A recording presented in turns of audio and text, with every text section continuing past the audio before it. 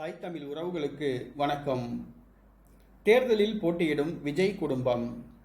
தேர்தலில் போட்டியிடும் விஜய் குடும்பம் என்ற தலைப்பில் இந்த காணொளியை காண்கிறோம். தமிழக வெற்றி கழகத்தை கடந்த பிப்ரவரி மாதம் ஆரம்பித்தார் நடிகர் விஜய்.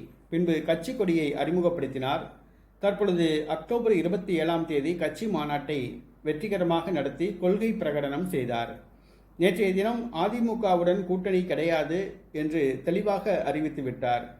234 தொகுதிகளிலும் தமிழக வெற்றி கழகம் போட்டியிட்டு தனித்து பெரும்பான்மை பெற்று ஆட்சி அமைக்கும் என்று அதன் பொதுச் செயலாளர் புஸ்ரி ஆனந்த் தெரிவித்துள்ளார். இந்த சூழ்நிலையில் நடிகர் விஜய் எந்த தொகுதியில் போட்டியிடுவார் என்று ஆராயப்பட்டது. இறுதியாக தருமபுரி மாவட்டத்தில் உள்ள ஒரு தொகுதியில் நடிகர் விஜய் போட்டியிடப் போவதாக செய்திகள் கசிந்தன. தற்பொழுது நடிகர் விஜய் அவர்களுடைய குடும்ப உறுப்பினர்களும் தேர்தலில் போட்டியிட உள்ளதாக கூறப்படுகிறது. அதாவது நடிகர் விஜய் அவர்களுடைய தந்தை சந்திரசேகர் அவர்கள் ராமநாதபுரம் மாவட்டத்தில் ஒரு தொகுதியில் போட்டியிடுவார் என்று கூறப்படுகிறது.